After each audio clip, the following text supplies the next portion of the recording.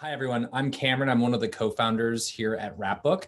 I started my career in the commercial production industry. I started and ran a non-union commercial production company called Sprinkle Lab in the San Francisco Bay Area for about 8 years. And then I actually started an insurance agency called Film Casualty Insurance Agency that sold risk transfer and insurance products to the industry. And after a decade of doing film risk and film production and spending a lot of time with technology co-founders, all of that kind of coalesced and worked with our founding team to really stand up this company, which has been just a real pleasure to be working on. And that's a little bit about me. Loren, how about for you? Yeah, so my name is Loren Downey. I've been in the payroll industry for way more than I'd like to say, maybe 20, 25 years now.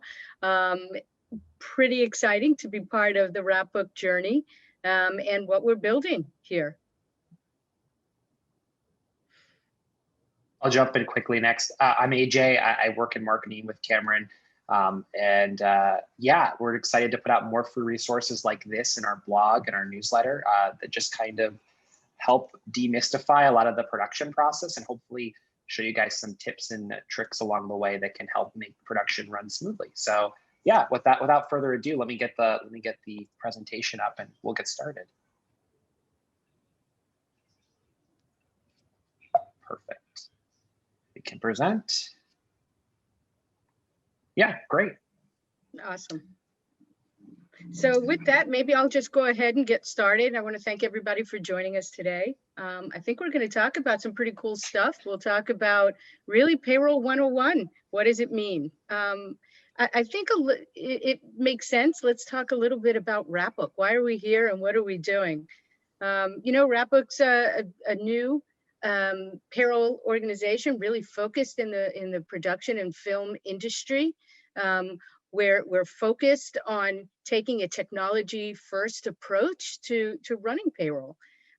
We can digitally onboard our cast and crew, tackle time cards, just as it says right there on the page. We really want to remove the manual processes and the pain points, such as start work and legal complexities.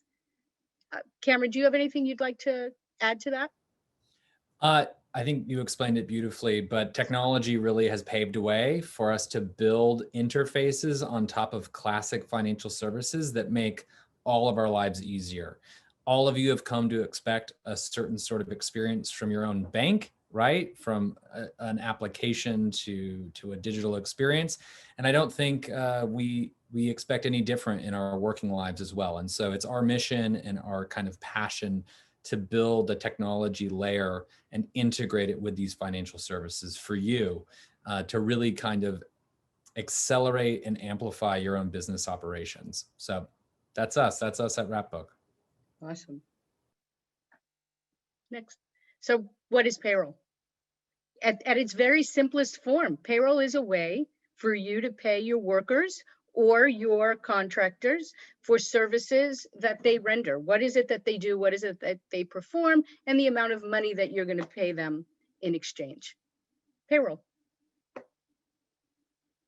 One of the bigger things I think that people think is that because we're in the entertainment industry, that we're so different from any other industry. And at the end of the day, we're really not. Whether it's a typical payroll organization or we are an entertainment payroll organization, we still have to abide by the same federal and state jurisdictional rules. So no, there's really not much difference. Are there complexities within our industry? Absolutely. There are a ton of complexities that we can think of when we talk about production payrolls. And here's some of them, right? What are your worker types? Project insurance. Hey, where am I filming? Am I in Georgia? Am I in California? What are my kit fees and how do I report on those? And really, what are those union contracts? So throughout the rest of this presentation, I think we're going to try and hit on each one of these and maybe try and answer some of those questions that you might have. So worker type. Oh, this is a really big one in this industry. Are the people that are working on my production on my shoot, is it an employee? Are they a contractor? And how do I know? Well, the good news is there's a test for that. You know, there's a way for you to make those determinations. Can we go to the next slide, please? So let's start with a couple of things, right? Let's talk about some differences of an employee and a contractor. And it's differences in the things that we as providers, or you as a provider, need to give. For an employee and for a contractor, for that matter, they need to receive a pay stub, a compliant pay stub. On the employee side, we start to think of things a little bit differently because we have to now calculate taxes each pay period. We have to, as an employer, we have to pay a portion of their taxes as well. And I've named a couple of few here. FICA is certainly Social Security and Medicare. There's equal parts. Employee and employers are going to pay. Federal and state withholding, which of course is only on the employee side. And at the end of the year, we're going to give that employee a W-2. An employee can receive one W-2 at the end of the year. They can receive multiple W-2s at the end of the year, depending on how many organizations that they work from or work with. On the contractor side, we're not going to pay taxes on behalf of a contractor. A contractor is subject to self-employment taxes, and you'll fill out different forms at the end of the year. Rest assured, everybody is going to pay their fair share of taxes. You're just going to do it in a little bit of a different way. The regular labor laws don't apply because a contractor, again, is self-employed, and they're going to go ahead and they're going to manage their day or their work in a way that they see fit, as opposed to you're telling them. And then at the end of the year, you're going to give them a 1099 form. Again, they can receive one or they can receive many, depending on the number of projects that they do. So how do you classify your workers? How do you decide? Well, again, there's rules and regulations involved to tell you that. You can't decide. It's just not up to you. The IRS says, I'll help you decide. I'm going to tell you. So what are the requirements? There's tests. So, and what are those tests? So you have your classification tests. Just about all of the states align with the IRS. There's about 12 states in particular. Today, I think we're going to talk about California. There's really 12 states in particular that have some variation of the IRS's ABC test. However, they all bubble up to the same. They all want to know what that behavioral control is, what's the financial control of that employee, and the relationship that you have with that employee. Well, let's go on to the next slide. So AB5 in California, as I said, we're talking mostly about California. There's 11 other states that also have some sort of rules around it. But let's talk about them because a large bit of our population is in California. So is a worker free from control? In other words, can a worker decide what time they want to start, what time they want to end, and how they're going to perform the duty? Is a worker performing outside of the usual course of work for an entity? Do they have to show up at a time and go home at the same time and take a break at the same time and have lunch at the same time? Or have they always been engaged in this type of work before? A couple of things to note. First, in order for them to be considered a 1099, you can't pick and choose. They have to be eligible and meet all three, A, B, and C. You can't just say, well, they've done it before, so they must be.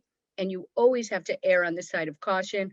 Workers are considered W-2 employees unless proved otherwise, and proving otherwise is meeting A, B, and C.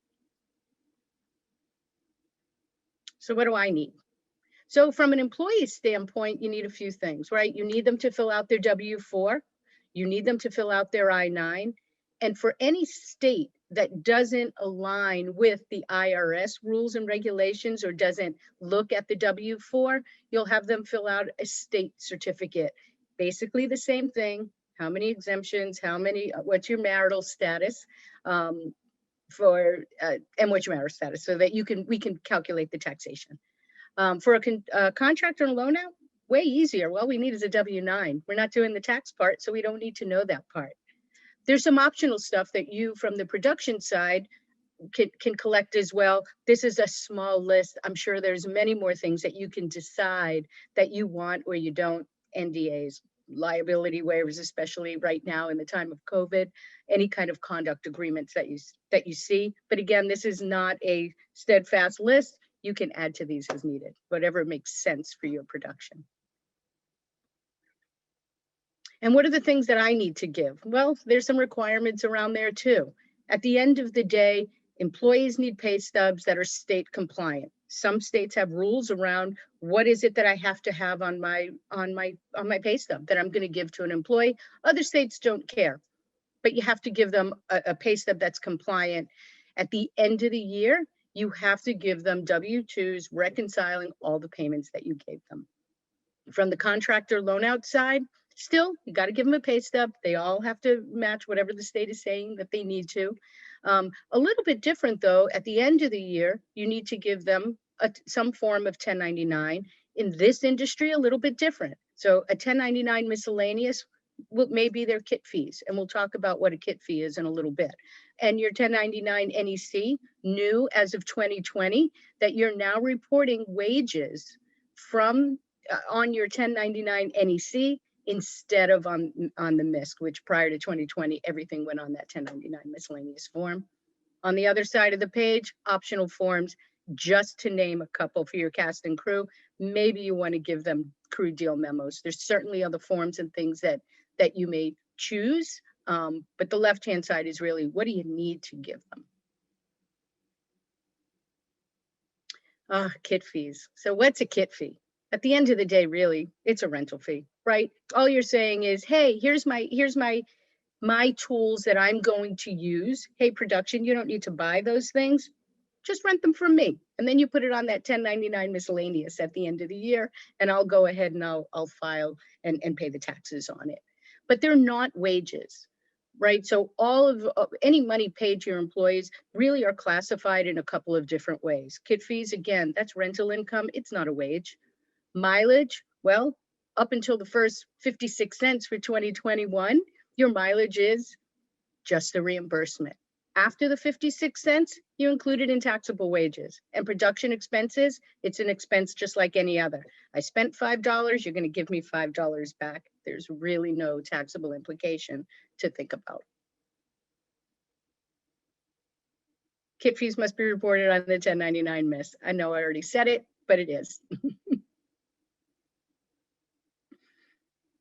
Well, I think union contracts, probably the most complex part of in this industry's payroll. You're not the only one to have this. If you align with, say, a construction company who, regardless of what job that you do, you could be a member of a different union. Electricians have an electrical union. A drywall person has a drywall union. Same thing with all of the union contracts in this industry. You could be a grip, you're going to be part of one union. You could be a producer, you're going to be a part of another union. You could be a driver and yet part of something else. So it is truly the most complex part. We're not going to go too far into union today. We'll do another webinar for that. I think we could spend a week just talking about the different contracts and all the rules and regulations that you need. But for today, I'd like to just talk about some of the high level things for you to consider when you're processing your payroll.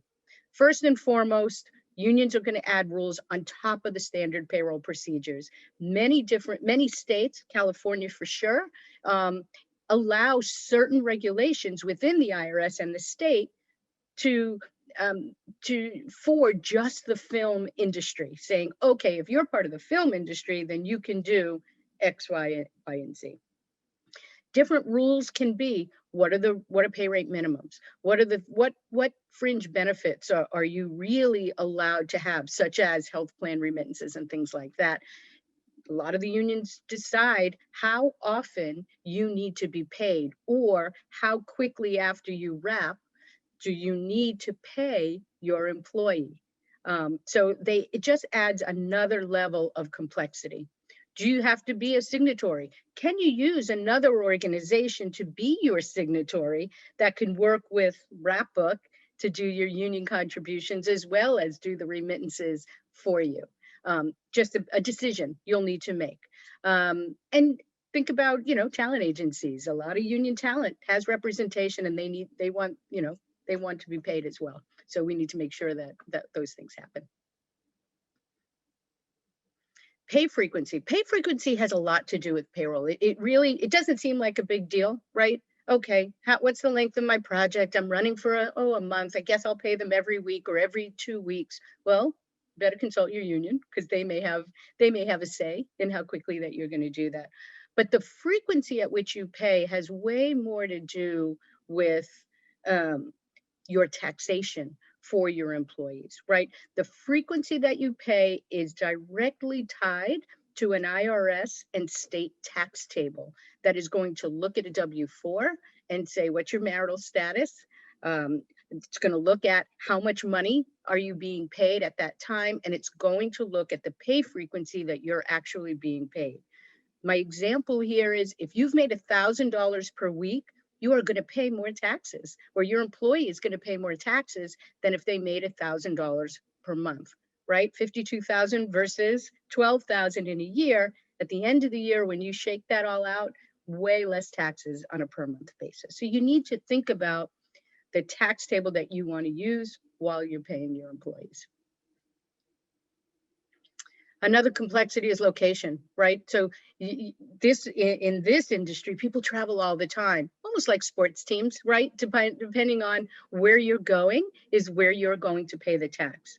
More often than not, your unemployments are going to pay where you work. So the location that you put into the system is where we may go ahead and determine, depending on state rules. California has some funny rules, but we may determine that's the place that we're going to tax you or your employees.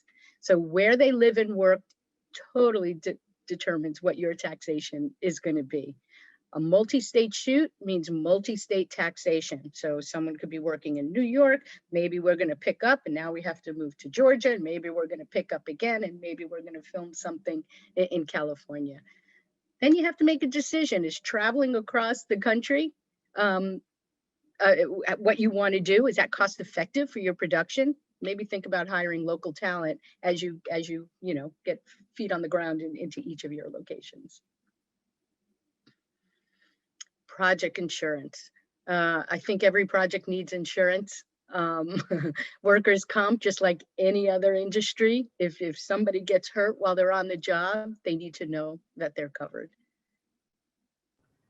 And I'm actually going to jump in on this one just Thank for a you. moment. So thank you so much, Loren. My background is as a producer of films and commercials. However, I also on nights and weekends got my insurance broker's license so that I could really understand how risk played into the efficient and effective operations of a production company. And anecdotally, this happened because I was running a shoot. It was one of my first shoots. I was like 21 years old. And we had deployed like $60,000, $70,000 on filming art cars. We shut down Highway 1. We had a camera car.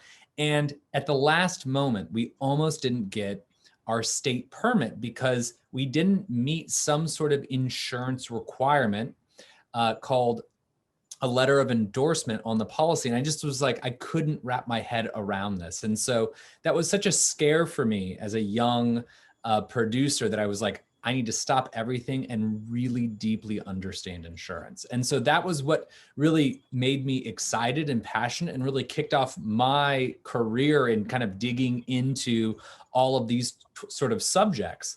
And with production insurance on a payroll basis, Loren's absolutely right. Whether you're paying a contractor or an employee, workers' compensation should be applied. What this does is this indemnifies your organization or holds your organization harmless. And in response, it will cover medical costs and in some cases, disabilities of that worker. And it's not only a good thing to have, it's also mandatory to have across the US. Many states have private insurance markets, meaning that you can take the risk to market, get different prices. And some states actually have monopolistic state funds as well. But that's not all. There's also general liability. There's also third-party property damage, there's rental insurance coverages. The other one I just want to really quickly touch on is general liability. This one's also basically, it's a non-starter if you don't have it. Every location, every vendor, every sort of other entity that your organization seeks to work with is almost certainly going to ask for a certificate of insurance so that they can see, do you have coverage and do you have the ability to kind of pay for losses if they arise. General liability, I have actually an anecdote on this, right? Is if someone were walking their dog and then they see your production and they come running over because they're just so curious, who's out there? What are you shooting? And then they get hurt as a result of your business operation. And if they sue, general liability is going to come in and it's going to protect you.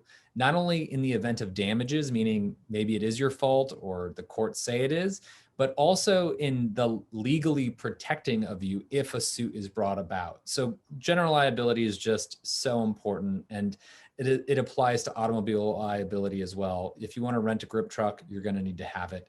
Wrapbook actually requires your organization to have general liability and automobile liability to even get started with us. The good news is we actually have a full-blown insurance agency at Wrapbook. A lot of clients don't realize that not only do we do the payroll, we also do have an insurance agency that can actually get you set up with what's known as a DICE policy, which is a policy that is applicable to production companies. But it also has things like equipment rental insurance and sort of coverages that are applied to cast members, all of those types of things. But for the purposes of payroll, you must have workers' comp. One last point on this, and then Loren, I'll let you take it back. Sure. It is best practice for your production company to hold its own workers' comp policy. Now that's interesting, right? Because if you use Wrapbook, we, as your employer of record, will administer the workers' compensation for everyone that you pay. But if you are ever working with contractors that you don't pay through Wrapbook, or if you have volunteers, or if maybe you hired someone for your organization and you didn't pay them through Wrapbook, it's really best practice for you to maintain a workers' comp policy as well. And this doesn't have to cost you an arm and a leg. The great thing with workers' compensation insurance is you only pay for it, you only pay the premiums on it when you deploy wages to contractors or workers. So at the end of the year, your workers' comp is adjusted or audited based off of what you paid out. So best practice is hold your own workers' compensation policy. We can help you out if you don't have one. But also what's wonderful about Wrapbook is it makes it totally seamless as you pay your workers through the platform. It covers them. Thanks so much. Thank you, Cameron. So I guess in the end, let's talk about, can I process payroll without a production payroll company like Wrapbook? Sure, you can if you want to. There's a lot to think about. There's a lot that really that you need to do. Go on to the next slide, so maybe we can talk about what some of those things are. First of all, if you're going to move your production, you're going to have to register in every state where you're going to film and you're going to work. You're going to have to pay withholding appropriately using all of your W-4 and state certificate information. And then you're going to have to make sure that you get those deposits to the state agencies on time. Sometimes it's 3 days, sometimes it's 1 month. It'll all depend on how much in liability that you have. You're going to have to reconcile your quarterly taxes, 941s. You'll have to do all of your state returns and state unemployment returns. You're going to have to manage your state your unemployment claims. And then at the end of the year, again, reconciling all of those year-end tax returns, you'll have to create them, you'll have to file them, and then you'll have to send in all of your W-2s and your 1099s to each of the different agencies and states that require them. So could you? Yeah, I think you could. Do you want to? Probably not. It makes it so much easier when you have a provider that can help you do it.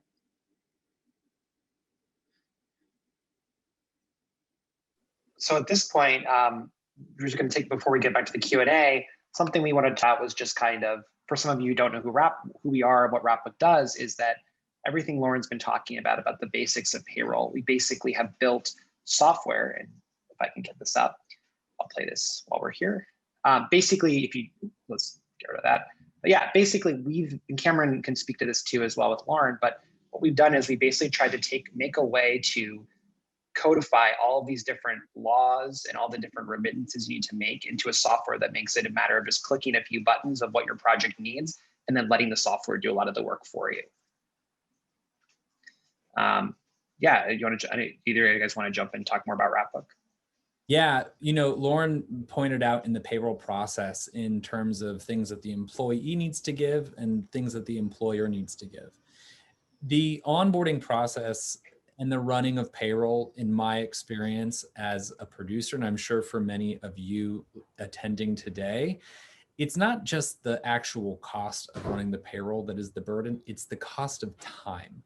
And when you are onboarding cast and crew and then formally onboarding them on the day of the shoot, that's hours sometimes that go out the window that could be more wisely spent building a set and getting to work. Production, as all of you know, is so capital intensive, but it's exacerbated and stressed out because it's also constrained within time. Film is so unique in that you can't really afford to go over. You just have to get it done. And so Wrapbook is really facilitating this extremely essential payroll process, but along the way, the software is actually helping to speed up your operations. So there's start paperwork in the product. This allows you to add your own custom contracts, digital I-9s. There's a mechanism for both employer and employee to see the status of their payment. ACH, direct ACH, we're seeing that cast and crew members get paid 9 days faster in some instances than kind of traditional paper-based payroll. And that's just the start. I mean, Wrapbook also kind of accidentally starts building up a crew database for you so that your production coordinators and heads of production have a single unified platform to really understand the pay flows in your business. And so we're really, really focused on just continuing to build out this functionality for you. But again, it all rests upon the compliant payments of your workers. Exactly. And all this is just taking the fundamentals and, like Loren, like you said earlier, and applying to this industry. So yeah, let's keep it going. Let's share this next one. Actually wrong. Let's present. Oops, I pressed the wrong button. Sorry guys, one second. That didn't work.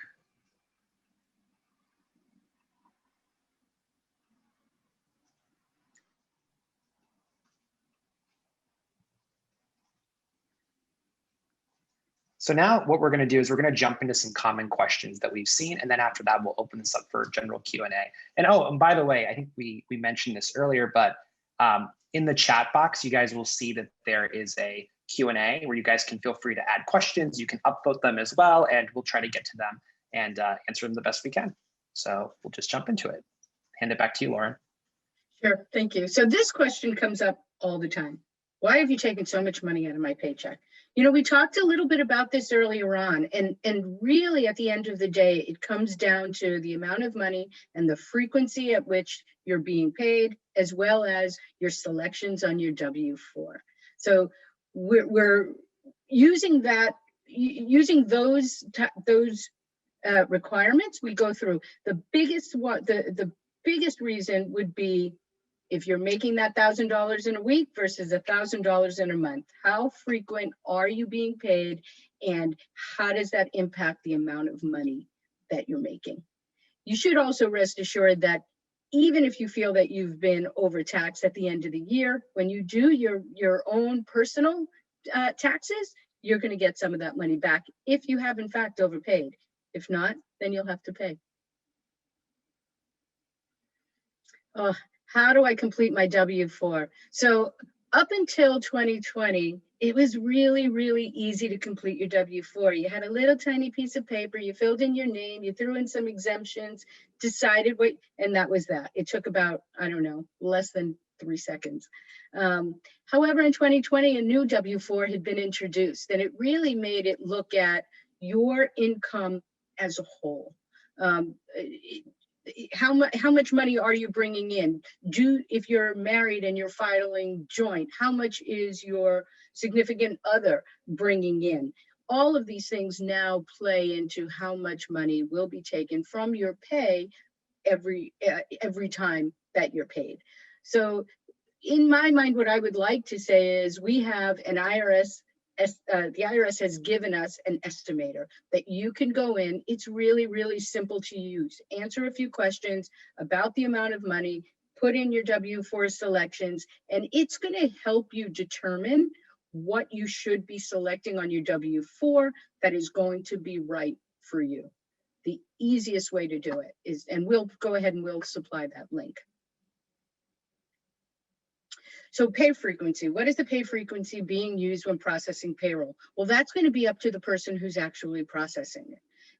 In Wrapbook, each time you make a payment, you're going to select, am I paying this person for 1 week? Am I paying them for 2 weeks? Am I paying them for 3 weeks? And that's going to be tied direct to the tables, making sure that the correct taxation comes all the time. And again, it also looks at your W-4, making sure that we're using what you want versus those tables.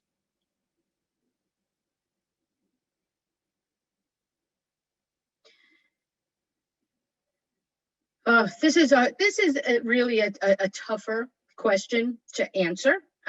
There's a lot of rules and regulations around when you do and when you don't need to offer benefits for a non-union project workers. If you have more than 50 employees, should you be offering certain types of benefits to your employers? I think in this particular situation, if you really wanted more specific information for your organization, I think maybe contact us directly and we'll be happy to have a conversation with you. Contact me at Wrapbook, sorry. Cool. And at this point, we're going to open up to the Q&A and take some of your questions. Let's stop the share and let's jump into it. Cool. So the first question comes from Richard. He asked, does Wrapbook handle accounting? Will there be budgeting software available soon? And will Wrapbook send the end of year tax info to contractors and employees? So sure. That's the first question. Yeah. So, well, 3 questions. The first part of that, will we be handling accounting? Yeah, we're currently working on some integrations with different software providers, such as QuickBooks is going to be the first one that you're going to be able to use with us, and there'll be others, I'm sure, as needed. But the answer to the question is yes. Budgeting software, I think that's pretty much the same. Will we be handling? Yeah, we're going to look to use whatever software that our clients tend to need as we move along. Will Wrapbook send the end of year tax info? Yes, we will. Along with every quarter reconciling and filing all of those taxes, we will create W-2s and 1099s, and it'll be up to you and your employees to determine, do you want to receive those electronically or do you want them in the mail? And when you're onboarding your employees, you'll have a selection, or your employees will have a selection at that point in time to say, yes, please send them to me electronically. The day after they're ready, we will shoot out an email saying, hey, go log into your profile. It's there. Perfect. I'll handle this next question from Awesome. Edward. He says, I thought workers' comp only applied to employees, not contractors. Can you explain that process again and how it applies to contractors paid through Wrapbook?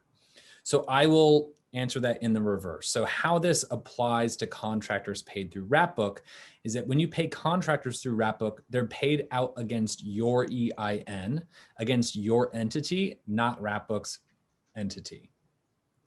The first question, though, was whether workers' comp needs to be applied to contractors or employees. Workers' comp is applied to a worker regardless of if they are a contractor or an employee. At least that is the case in California from my experience. At the end of the year during a workers' comp audit, the carrier is going to ask you, how much did you pay to both your employees and your contractors? Now, you can get around that in the audit if you can prove that your contractor was holding a workers' comp coverage themselves, thereby not leaving you open to that. But carriers and workers' comp coverage can and does oftentimes apply to contractors as well.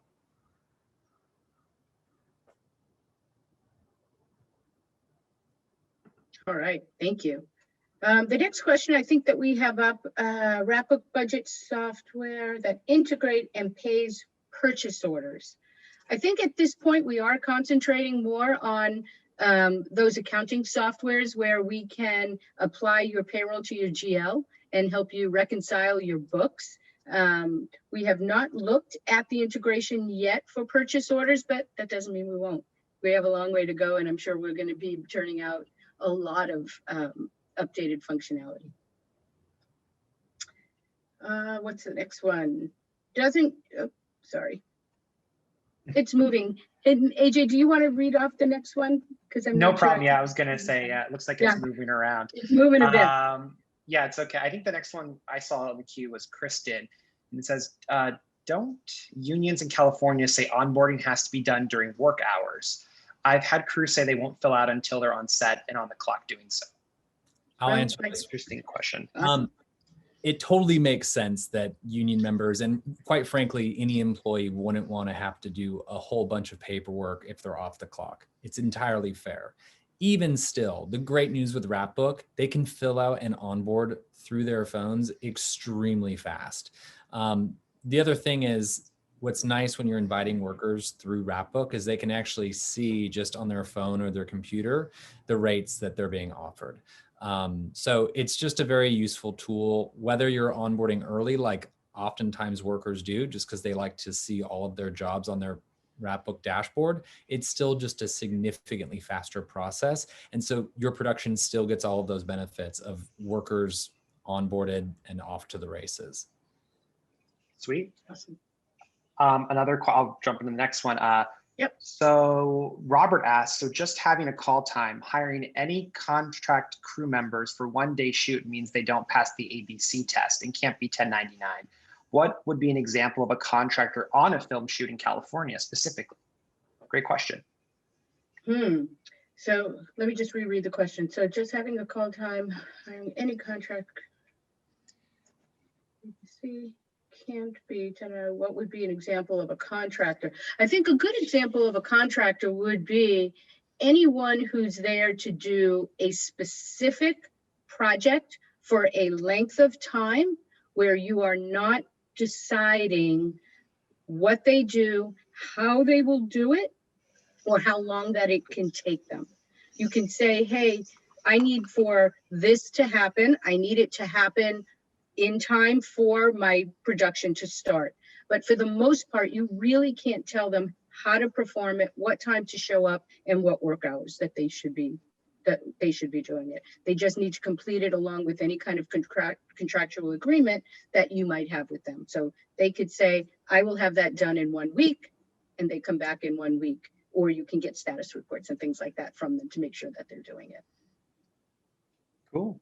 Matt asked a question. If employees have kit fees, will they be prompted to fill out a 1099 in addition to a W-2 in Wrapbook? Yeah, so the first thing is they don't fill out a W-2 and a 1099. We, as the employer of record, we're going to create those returns and we're going to file them on their behalf. How that determination is made, you will go in, you'll decide using that ABC test, who is an employee, who is a 1099, and then when you're onboarding them onto your project, you will categorize them in the correct way to make sure that they are paid in the way that they're supposed to. And then we will file those returns at the end. Sweet. Anonymous asks, can you clarify how the workers' comp pricing works for a volunteer worker? I don't know if you want to field that one, Cameron. That's a good question. You know, there's actually different coverages for this. So like you can actually purchase a benefit coverage for volunteer workers on your set. And that's really how I would attempt to cover a production if they reached out to me. You have to consider that every insurance policy is a contract, and those contracts all have different terms. So I can't speak specifically how pricing or rating would work. What I can do is suggest that you reach out to our brokers or your own insurance broker to make sure that the policy documents that you've signed off on cover your workers as they need be. Like I said, though, there are coverage forms available specifically for covering these types of liabilities for volunteers. Sweet. Yeah. This is a bit of a long one, so I'm going to read this. Kelly says, I'm a technician primarily in live events, music, and corporate. I was previously a W-2 employee on a gig-by-gig basis for my clients. Now I formed an S-Corp in California and have requested to be changed to a loan out. They are adamant that they will not pay me through their payroll, but rather I will invoice them for labor. Doesn't this leave me without workers' comp and put them in a risky situation? So yeah, a good question about loan outs and how workers' comp affects that. And yeah, good question, Kelly. I would say that yes, that puts them in a risky situation. And it also puts you in a risky situation because in the event of a claim arising, that would almost certainly have to be litigated in some capacity, which is going to be expensive and timely. When we pay loan outs through Wrapbook, the workers' comp does apply to them. Cool. Jeff says 80% of my talent will be below the IRS threshold of $600 for reporting.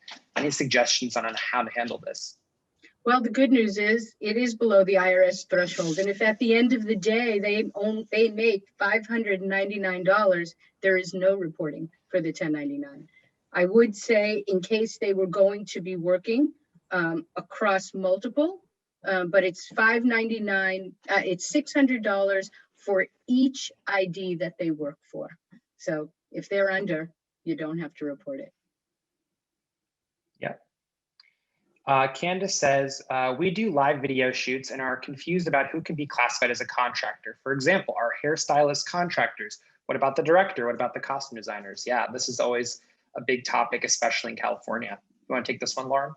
Yeah, and again, I'm going to revert back to that ABC test. So for some of your costume designers or actually your hairstylists, are they showing up doing the job on their own time, without any assistance, without any real direction? They know what they do, they come in and then they leave. They could be, if they meet all three, A, B, and C, then they are a 1099. I think typically hairstylists have been 1099s in the past, but you'd really have to see for your production if they use that test. And again, they have to meet A, B, and C. It's not one of the three. Well said. We talked about, Nicole, I see your question about how are 1099s for kit fees produced. We talked about that. Wrapbook will automate that. Anonymous asks, is there any difference in these regulations for non-union photo companies versus film? If we're talking about your basic payroll requirements, no. You still have to pay employees, you still have to pay taxes, and you still have to file tax returns, whether they're an employee or a 1099. Those ABC rules to determine a 1099 is not just a film industry test. That's a test for anybody who needs to make those determinations. Zoe says, can a travel day of under 4 hours that is paid count as a down day to avoid a sixth day? This sounds like a union question to me. And while we could try to give a more in-depth answer, we are going to have more webinars exclusively dedicated to union rules. It gets very complicated very quickly. I would say though, if you do have a specific question, you should feel free to go to wrapbook.com/contact, where we can basically talk more about that type of question. So yeah. Okay, this seems like a loan out question from Candace again. If we are paying an individual that is set up as a business, are they considered a contractor? More often than not, they are. If they own XYZ company and you are contracting with XYZ company to perform a service for you, they could be a 1099. We create the 1099 using their tax ID number instead of their social security number. So yeah, they could very well be. Great.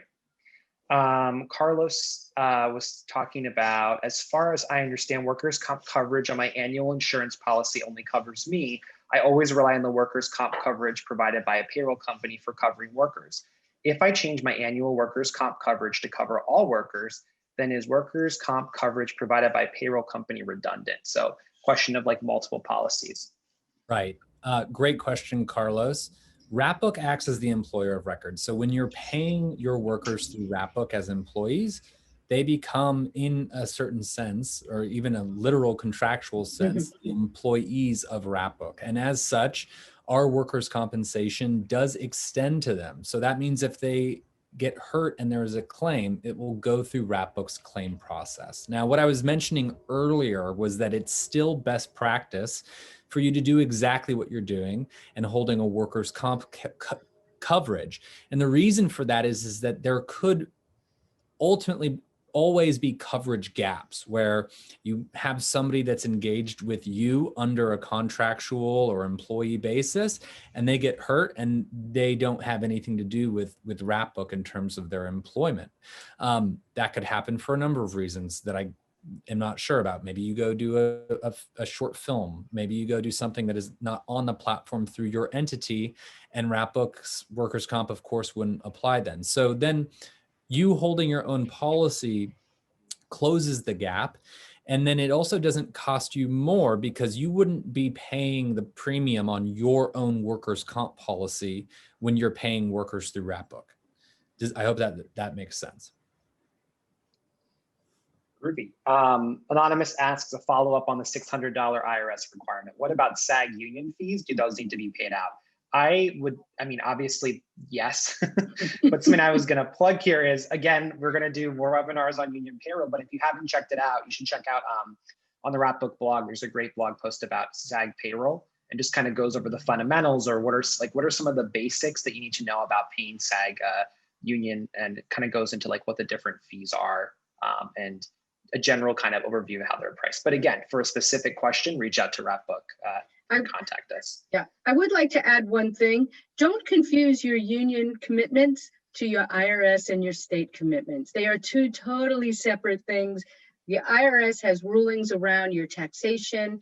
The union has more rulings around the actual way that you're going to manage your production. They're two totally separate things, so it's hard to lump them in. Awesome. A couple of other things I should point out. To AJ's point, we absolutely are going to do more webinars around unions, but I would be a fool not to tell you that we have some absolutely incredible updates around union time calculations coming out in the product this week. Wrapbook has codified and automated IATSE and Teamster union rules in the zone in Los Angeles, and that's just the start. We're going to be adding more. And what this means is that extremely complex calculations and rules necessary to calculate and pay out union workers have automatically been applied to time when it's entered through the new system. So it's extremely exciting. It accounts for rules that you could easily forget, like forced calls and holidays and meal penalties, different scale rates for different roles. It's extremely impressive, and we're really, really excited to share it with all of you. And then the second thing was just questions around accounting. Just to reiterate, we have a QuickBooks integration coming out any day now. It's really exciting. It automatically takes transactions, puts them into your QuickBooks, and saves your accounting team a lot of time. It's very exciting. We also want to share that with you. And for those of you that are participating, maybe you've worked with Wrapbook before, but you haven't seen a lot of the new functionality that we've rolled out. We'd love for you to reach out. Maybe you've never done a demo before. Please reach out. We'd love to show it to you. There's over 100 features and growing on the platform. We are really, really dedicated to building tools that you love and that make your job and life easier. So thank you. Yeah. Looks like we got 3. And on that note too, by attending this webinar, we'll add you guys to our newsletter list where we'll be posting these detailed updates on what these are and what they mean for you. And we also provide a ton of freebies. I saw Anonymous said, can we do more detailed webinars around production insurances? And the answer is absolutely. And I'll do you one better. We're actually writing an in-depth ebook that just goes into depth about everything you wanted to know about production insurance and everything you didn't want to know about production insurance. It's so detailed. It's going to be really awesome, and it's sourced by some of the best insurance brokers around. So it'll be really good. So yeah, we'll definitely do that. Looks like we have two very specific questions left, Loren. One is there a threshold for needing a receipt for expenses, kit fee reimbursements, i.e., if a crew member doesn't want to fill out a kit rental form, can they just list their gear in the notes and tell us their total is $250, for instance? So really, at the end of the day, that's not an IRS or a state regulation. That's really going to come down to what's your business rule and what is it that you're going to require your workers do for you. If you need to see that itemized list, regardless of the amount, then you'll need to go back and say, hey, I need that itemized list. But there's not a real threshold or a ruling around that, at least not from the IRS or the state.